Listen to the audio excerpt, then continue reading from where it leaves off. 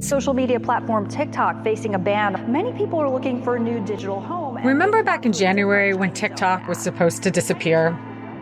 In retaliation for the U.S. government's plan to ban the Chinese social site, American TikTokers started to explore other Chinese social media apps. Among other things, they got a look at what's for sale in China, but not the United States. We can't sell this car because it's Chinese. Look how cute it is. And they sell it in pink. It's like $15,000, which is affordable. This car is the Dolphin. It's made by the Chinese electric car maker BYD, and it's really affordable. So affordable. Look at the inside. It has so many good features too, like for $15,000. Oh yeah, and then you have this cool 3D backup camera. All of this for $15,000.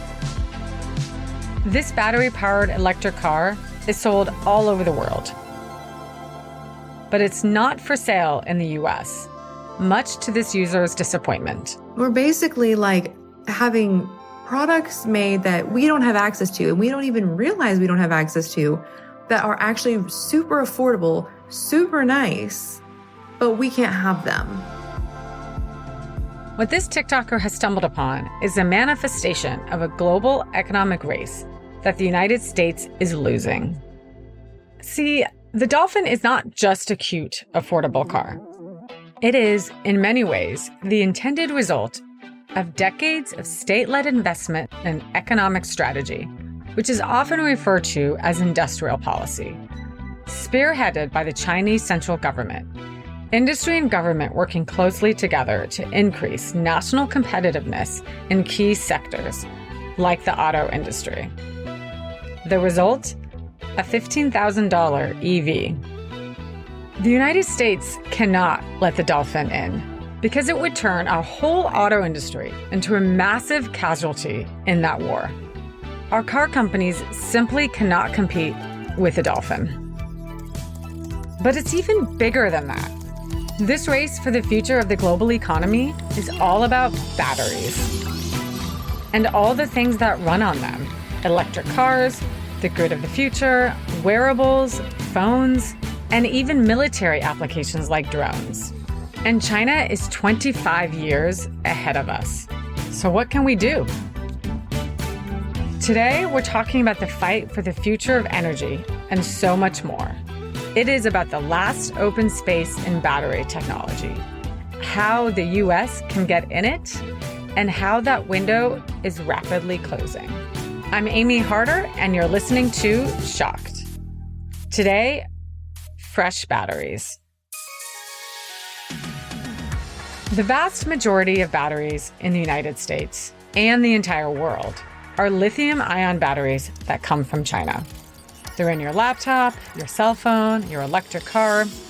Most of the supply chain to make batteries is based in China. This didn't just happen. The Chinese government decided way back in 2000 that they would become leaders in manufacturing and exporting the batteries that would power the industries of the future. And they invested accordingly. And it's not just the batteries themselves. China also controls the vast majority of the raw materials that make today's batteries. So much so that when China threatens to cut off the supplies of these raw materials, which they have done several times, the resulting market fears ripple across the entire global economy. One of those raw materials is lithium, and it's arguably the most important in this story. Lithium is a very special element. It is the lightest possible metal you can find on the planet Earth. Dr. Shirley Meng is a professor at the Pritzker School of Molecular Engineering at the University of Chicago. She has been recognized by the battery industry for major contributions at every stage of her career. And she's still got a fresh appreciation for batteries. This is the way how battery is so magical, because it can convert electrical energy and chemical energy for hundreds of cycles. There's not many things in life is rechargeable. I think a battery is pretty cool. The most exciting thing that Shirley does is act as chief scientist for energy storage designs at Argonne National Laboratory. Energy storage, by the way, is an industry term for batteries. So by my title, you can see my obvious connections with the battery. But while the United States is behind in the battery race, the Department of Energy launched that new laboratory in 2024. It's part of the same national laboratory that actually helped create the lithium-ion battery. Yes, the United States created the lithium-ion battery in the 70s and let it get away. Inside of the cell phone, there's always 20 to 30 layers of those batteries stacked together. Apple and many other mobile devices companies would not be that successful if the lithium-ion batteries was not invented in the 90s. The batteries in that cute $15,000 car, the Dolphin, are lithium batteries. They're everywhere. China has mastered the lithium battery. If the United States wants to compete with China, we need to come up with a next generation battery, something different from lithium. It's going to be hard, and the race is crowded and heating up fast. Companies, universities, and nations are trying to make cheaper, more secure, and safer batteries from a range of different materials. And some of this is happening in the United States. Last year, a story about one of them went viral. Well, at least in the corner of the internet where battery stories go viral. That company was Bedrock Materials. If you can make battery storage more affordable, that means we can afford to have more solar, more wind on the grid. There's almost nothing in decarbonization that isn't counting on cheap batteries. Spencer Gore was one of Bedrock's founders. Spencer has worked on batteries for electric cars at several companies, including Tesla. In 2023, he was raising money for a startup, Bedrock, that was going to work on a next-generation battery based on sodium. That's right, sodium. The key distinction between sodium-ion batteries and lithium-ion batteries is that instead of using lithium carbonate or lithium hydroxide to make them, you're using sodium carbonate or sodium hydroxide. And sodium carbonate is widely available in the US. It's mostly in a mineral called trona. So it's about 1,000 times as abundant on Earth as lithium. So it eliminates one of the key choke points. Sodium ion. The ions are what travel through the battery, providing power. People use these terms interchangeably. Sodium ion batteries were not new. It was proven technology. They were not as light as lithium batteries, but they definitely worked. The competitive edge that sodium brought is that the material is cheap and abundant and uses most of the same machinery as lithium batteries. This strikes right at one of lithium's greatest weaknesses, that the supply is constrained by China. Bedrock was based in Chicago. I mean, Silicon Valley is the best place in the world to raise money, but I'll also tell you that Chicago is the best place in America to spend it. This was the pitch that Spencer made to Silicon Valley. Batteries are too expensive. The reason they're expensive is because of the minerals. In order to reduce the mineral costs, we need to switch to new minerals. And sodium is the obvious one to do that. You know, I've raised money for companies before, and sometimes it can be a slog, and to be honest, it's usually a slog. But I think that this pitch resonated with a lot of investors that we spoke to. It resonated with them because Silicon Valley investors had been hyped on electric cars as the future for years. But from 2020 to 2022, the price of lithium had skyrocketed, making the cars far more expensive. That's another weakness. As Spencer was pitching his company, it seemed like lithium would become even more expensive. A lot of these people were driving electric cars. They shelled out a fortune for them. So it was well understood, and we succeeded in raising more money than we had originally set out to fund the company.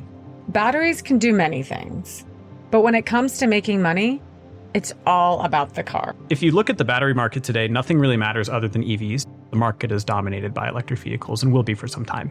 When you think about what makes a consumer want to buy or not buy an electric car, ultimately the cost of the battery is the single most important determinant. That's, $10,000 of the sticker price right there is in the battery. Cutting that in half is a really big deal. And so that was really the motivation to go and start Bedrock. What is the chemistry that's going to allow for the $25,000 car that can do 200 miles in a charge, right? And sodium looked like it was going to be that. Bedrock was gambling that sodium batteries would be competitive with lithium ion. And when they were, Bedrock was going to be there, ready with his contribution, a component that would be part of that battery.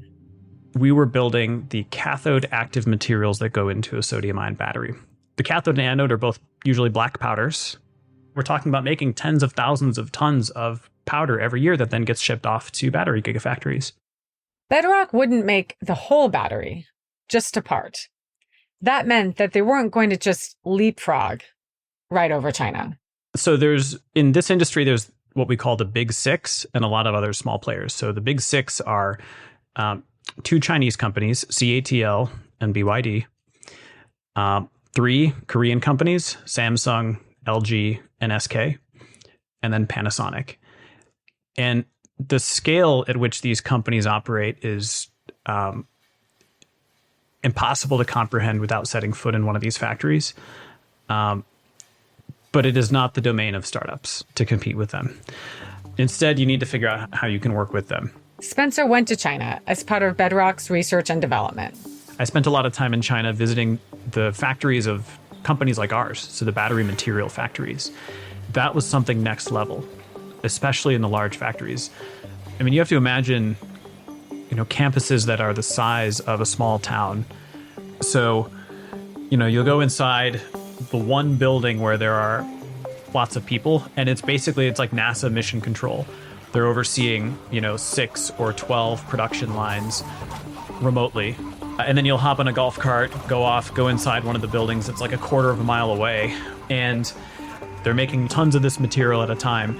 It's like 12 stories tall and as long as a football field. And there's like fully automated inventory robots that are moving up and down on vertical tracks to place things on shelves and take them out. I mean, it's decades ahead of anything that we've done here. And it's so impressive.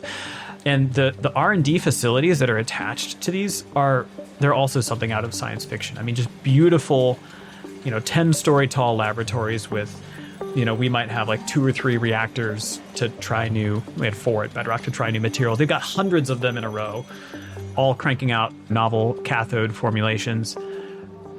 And then right next to that are the employee dormitories, right? And so like they're living on site. And so this is another thing that was just deeply challenging for us is if you're trying to compete against, these large incumbent players, you have to believe that you can have some technology edge. Well, there are a lot of really smart PhDs in China, and they work, 12 hours a day, 6 days a week in some of the best funded and equipped laboratories in the world. And they have the benefit of all of this localized knowledge that doesn't exist here. Back home in the States, things were not looking good. So by the time of November, December 2024, all of our modeling had started to point in one direction, which is that based on everything that we learned about materials by making them, and testing what was available from China, there was not really a clear pathway to make a sodium-ion battery that was cheaper than lithium-ion. Part of that was because the materials ended up being a little bit worse than we expected. A lot of that was because lithium had become a lot cheaper in that time. Yeah, lithium got cheaper since its 2022 peak. There was not a huge discovery of new deposits or anything like that. Instead, many experts believe that China deliberately crashed the price of lithium so that they could maintain control over the supply chain.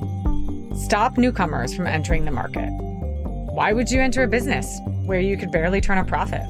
At the same time, the demand for EVs dropped. So there was a ton of battery material and batteries to sell. And this led to a massive oversupply and way cheaper lithium-ion batteries. No one was going to start making a sodium battery on the scale that Bedrock needed. Without a domestic market to work with, and no U.S. policy to protect them from Chinese market manipulation. And so once it had become clear that we're not going to win on cost, I bring the team into a room, right? And I start by saying, okay, if we were forced to make a sodium-ion cell that is cheaper and better than lithium iron phosphate. How would we do it? Could bedrock do it? In the end, it didn't work. And so that's when we got on a call with our investors and we said, look, here's the situation. Lithium has come down in price by a lot. The modeling for... They decided to close the company. We did our homework. We'd explored sodium deeply. We didn't have to feel bad about calling it there. Spencer announced the closing on LinkedIn. Sodium stopped making sense. In the post he wrote about the fact that there was no path to profitability right now. They published the model that they used to come to this conclusion so that other battery scientists could figure out what would have to happen for their chemistries to be profitable. Despite his experience with bedrock, Spencer still thinks that sodium batteries can succeed. Oh yeah, no doubt. In fact, the beauty about sodium ion is that it uses basically all the same production technology for making cells as lithium ion. So absolutely, if the economics make sense, scaling it up will be just like scaling a new lithium ion cathode or anode. For sodium or any other next-generation battery to compete with Chinese lithium-ion batteries, many things will have to go right. The U.S. may need new policies to protect startups. Lithium prices might need to rise. Again, battery demand might need to skyrocket. There are a lot of moving pieces. But one thing that almost certainly needs to happen is that the next generation battery technologies need to get better. Cheaper, faster, safer. Academic fundamental research groups, we can't do the kind of field test that companies can do. But without our important work at fundamental level to bring the technology to the readiness level, their test will. Back at the University of Chicago, Shirley is doing the fundamental research that will take us to that next generation of batteries. And it's not all about the car. Shirley says that for sodium batteries, there is a different opportunity. So for sodium, where we see the real opportunity is that, for instance, something needs to be very light and very powerful, could be the things that actually powering the flying cars or drones. We call it, if it's unmanned, we call it a drone, but, we could have used it for transportation. And something can be very heavy and don't need to be very powerful. I think those are like the grid at the stationary. And that's where, we would say, since lithium, nickel, cobalt, they are all precious commodity, since the supply chain is constrained, why do we put the precious lithium-ion batteries and the expensive lithium-ion batteries into those applications? That's where the sodium can actually shine and probably provide a better value proposition. Shirley's new battery relies on cheap, widely available sodium as a raw material instead of lithium. The lithium battery relies on a liquid electrolyte inside of it. I know it sounds like it, but it's not Gatorade. That's how my mom was thinking about electrolytes. Yes, that's why for scientists it's very important for us to explain the function of the electrolyte is transporting ions. So same thing, solid can also actually transporting ions at a very, very fast speed. Scientists want to have a solid electrolyte one day. This has all kinds of advantages. Safety, speed, science. It's just cool. Shirley has developed a battery that is solid, and it uses sodium instead of lithium. This is the world's first solid-state sodium-ion battery. This is a big deal. Right now, it fits in the palm of your hand. We only have a small pellet cell that has like the diameter, like around 1 centimeter. It really can fit in your palm, but we now move towards what we call the pouch cells. So pouch cells is like 10 times bigger. And then if the pouch cell demonstration is successful, we will do two things. One is to start stacking many different layers together. So for instance, we can stack 20, 30 layers together to make it a larger capacity.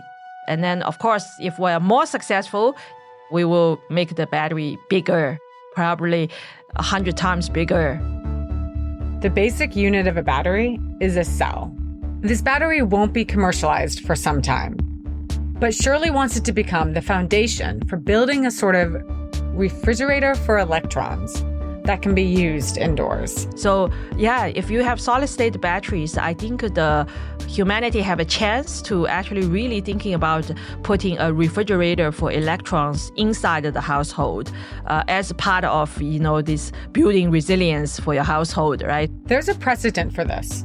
California passed a law requiring that all new residential construction be built ready for solar. It was a huge excitement when California mandated the solar panel to be part of the new house construction. But we can't do the battery because there's a lot of safety concerns with the battery to be part of the household constructions. A solid-state sodium-ion battery would not have that issue. A lithium-ion Tesla Powerwall is about $8,000. With installation, it's $12,000. A sodium-ion battery could be much cheaper. When the household finish building, usually you get a kitchen, you get a refrigerator, and then now in California, we get a solar panel. But, let's think about if you have a refrigerator for electrons. The refrigerator for electrons is the world that Shirley's working to build with her research. A world where renewable energy from a solar panel or wind can be stored and ready to use when you need it. Solid-state batteries are the next frontier. The kind of battery that no one country has a lock on, yet. If it is going to happen in the United States, the time is now. Because China is investing in sodium-ion batteries too, right now for cars. And other countries are pursuing it as well. Sodium batteries have been commercialized by a few companies. In the US, that includes Natron, Unigrid, which is my own startup company, Unigrid. France, we have Tiamat. In China, we have Haina. And Haina is actually testing it in the actual car. Again, the car. It's so important. A car with a sodium-ion battery is going to be heavier than a lithium-ion battery, and it can't travel as far on a charge. But it's still so much cheaper and worth pursuing. For instance, India, some countries in Africa, we need to think about, do they really need the 300 miles driving cars? Yeah, because in my opinion, there's really no people are thinking about how we can provide green and sustainable mobilities for these countries. And in my opinion, sodium can fit very well in those markets. For the record, the average car trip in the United States is 30 miles. So a sodium battery car would benefit a lot of us, myself included. So yeah, we are really applauding the China's effort in making sodium-ion batteries into those low-cost EV, because in the end, I think EV is chosen regardless you support decarbonization or not, because it's simply a more efficient technology. Because without combustion, just the combination of electric motor together with the batteries, we demonstrate it is a more efficient technology. Throughout the human history, we always move towards more efficient technology. So I think this is where I'm quite confident that sodium-ion batteries will have a very bright future. Perhaps the most important factor in whether or not the next generation battery industry has a home in the US is government funding. Right now, things are not looking good. I think this is where the disconnect between the politics and the technology side of the things are very concerning. Shirley says that we need to seize the moment and believe that we can make a new kind of battery. The future depends on it. At the West media, so far I have seen, this doubt that whether we can do the same. For me, that's really the biggest barrier, is that this self-doubt in this part of the world, whether we will be able to make that happen. We should really focus on, let's make it happen. The country's energy independence needs us to be able to make high-quality batteries. She even remembers people doubting that a lithium-ion battery like the one we have today was possible. This is the question almost like 20 years ago when I started my PhD, 25 years ago when I started my PhD, I was always told it's impossible, surely. The battery is going to cost $1 million for the cars. We will never get there. But I think in the last 20 years, we showed nothing is impossible. It takes time and hard work. So in my own mind map, I think the growth from 1 terawatt hour to 10 terawatt hour per year is absolutely possible if the whole world can start collaborating, cooperating, because we need that to actually complete the energy transition. At the beginning of 2025, it looked like this was going to happen. The U.S. was the leading investor in battery technology. China had pulled back investments, and the Biden tax credits were beginning to spur further investments. It looked like the foundation of a battery industry was starting to grow. It may have been a brief moment. The Trump administration is cutting federal incentives for electric cars and battery manufacturing. Whether or not the United States can compete is about the economics. Remember what Spencer said about whether or not the sodium battery could take off? So absolutely, if the economics make sense. If the economics make sense.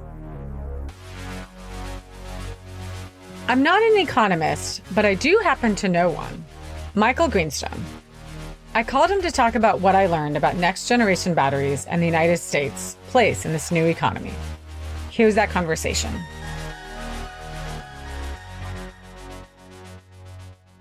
Hey there, Michael. Good to see you again. Good to see you, Amy. What do you make of Spencer shutting down his company? Amazing. People have a hard time with their own ideas and being honest with themselves. And I think he concluded there's no path here. And he gave the money back. I think that's amazing. It doesn't happen very often. I love to see somebody with enough confidence and humility to throw in the towel. Yes. But let me ask this as a question. What does that move tell you about sodium batteries? I think probably the most likely case is that we're on a lithium ion battery path. There is this issue of fire risk. It seems like a bummer. And more than a bummer sometimes. Yes, it seems like a bummer. It's a bummer if it happens to someone else. It's horrible if it happens to you. And I think surely solid state sodium batteries, it's worth investigating. They remove the fire risk. As she talks about, you could have a refrigerator for electrons then.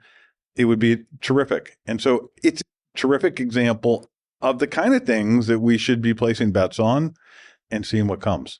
Because a lot of things will fail. And that's part of the challenge of any sort of innovation, is that failure is actually the default conclusion of most things.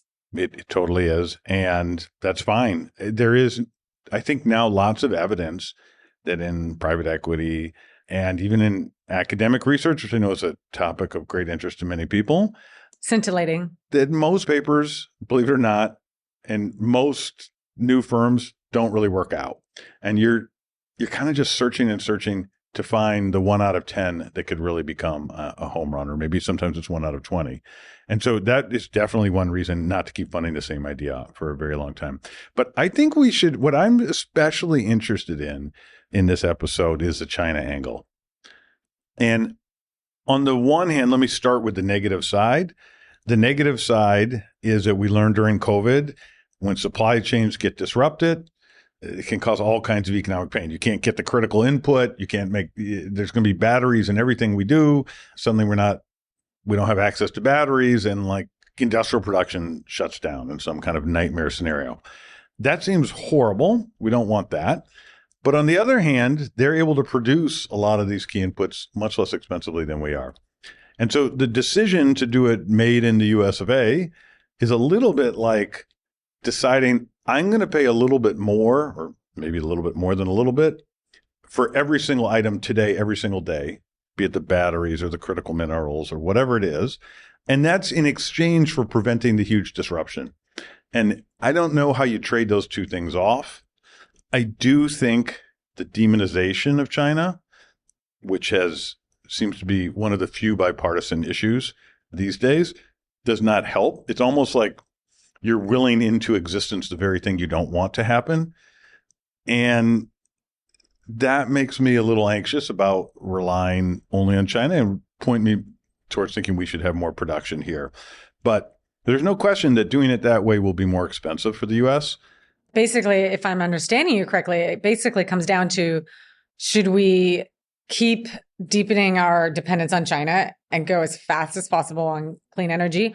Or do we want to slow down and develop manufacturing and other development in the U.S. on clean energy? But the plus side of the slowdown is, what's very bad for people is when there's sharp changes because you don't have time to adjust and make different plans. And so in exchange, you're getting this protection from that. There's also a promise of the industries of the future and, higher paying jobs and things like that. I'm not so positive about that. I think people kind of get paid no matter what they're doing, whatever their worth happens to be. And having been to China in the last year and gone to visit a EV factory, there's not a lot of jobs. I mean, unless you're a robot. There's a lot of jobs for the robots, but for the humans, there's not a lot of jobs. But now I want to come to, I think, the part that doesn't receive enough attention, because it's kind of like our dinosaurs. What's the right phrase? The dinosaur brain, whatever, the very reactive thing. That's the, oh my God, China's going to steal all the jobs. We won't be able to build anything. That is like, it can block out the sun, in my view. And when we get way down the road on that, we're forgetting that China is now producing most of these products much less expensively. And if you're the planet, that's pretty awesome. There's way more solar panels everywhere now. I don't know if you followed this news, like Pakistan is now, their electricity market is completely disrupted. I had a colleague go to Pakistan to do reporting on that. Well, tell me, what did they find? She found solar panels everywhere. So made in the US of A? Made in China. Made in China. Yes. And so it's a fast change and revolution happening there with a lot of upsides. There are some challenging sides as well in terms of integrating the solar and whatnot. But generally speaking, Pakistan is benefiting hugely from it. Oh, but wait. How does the planet feel? And the planet feels pretty good too. They're getting a lot less greenhouse gas emissions. And I think China gets a lot of credit for that. In fact, I've been toying with writing a paper. You are caught up with all my academic papers. All of them. So I'm thinking of adding one more, which is China as the great environmentalist of the 21st century. And in many respects, I think a lot of the progress that the world, not China, not the United States, that the world is making on reducing CO2 emissions in the last couple decades, we owe China a thanks. Have you ever gone to Congress and said, you guys should thank China? I have not been invited to say that. As I said, there's kind of bipartisan agreement on this issue. It's ironic a little bit to me that one of the only bipartisan issues is one that doesn't have much support from really most people outside of the government, whether it's business or even academia. Why do you think that is? Well, that's like a deep cultural question. I think the other is always a problem. I think if we were being honest with ourselves, when we bought products that have batteries made in China, one way to view it is we're getting a product with a check stapled on it from China saying, thank you for buying this. Here's a big rebate. And, I don't like turning down money. If someone's trying to give you money, you should at least contemplate, is this something I want to have? Definitely. And, you mentioned definitely you should consider it, not definitely you should take the money. Definitely you should consider it, not definitely you should take it. People get offered money for all kinds of horrible things. So exactly. And most of the time you should just say no. Correct. But, here the planet is kind of rooting from the sidelines and saying, please take it, please take it. It is such a tough problem. Should we really resign ourselves to buying more expensive products and benefit the climate less? Is that really better than preserving, what might not be especially well-paid American jobs? I think there's a lot of people who think the answer is yes. We should accept potentially higher prices and a slower energy transition to safeguard ourselves from being too dependent upon China. I interviewed the CEO of TerraPower. He basically said the Trump administration was right, and now they're building in Wyoming. So I think there's a lot of people that are concerned about China. And to me, China is a little bit of a black box. I'm not exactly sure what people are afraid of. And I'm not saying that flippantly. I'm saying it purely from a perspective of not knowing. But clearly there's a lot of consternation. And, I think it's easy to say we'll sit here and accept higher prices, but when those prices hit, I think the answer will be different. Yeah. And of course, it is great insurance against the bad state of the world where they stop selling. Let me just pick that apart for 1 second. It is potentially great insurance, but now let's ask, is it really such great insurance? So there are industries where we're down to like single-digit market share in the clean energy space.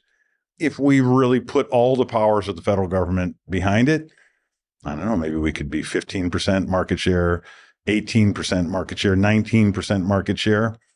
If China wanted to stop selling to us, are we in such a hot position if we're only 18% market share?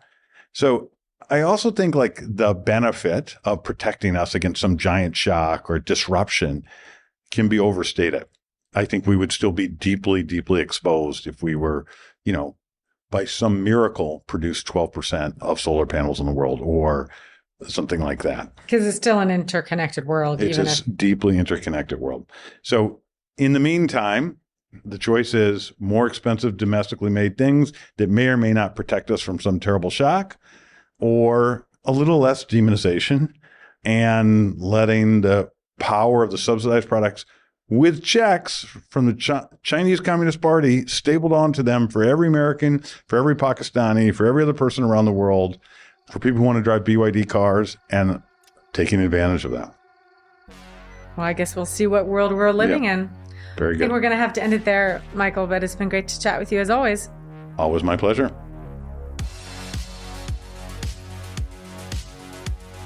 In a sign of how quickly this story is moving, just as we were finishing this episode, China announced severe new restrictions on the export of large format lithium-ion batteries, battery components like artificial graphite, and battery manufacturing equipment. If these restrictions stay in place, analysts expect it will be much harder for U.S. companies to get access to the kinds of batteries needed for all kinds of uses, including, of course, stabilizing the grid. Shocked is part of the University of Chicago podcast network. It was produced by Jesse Baker and Eric Nuzum of Magnificent Noise. Our production staff includes Christine Driscoll, Amy Pedulla, Sophie Bridges, Jamie York, and Samantha Henig. Special thanks to Becca Ward.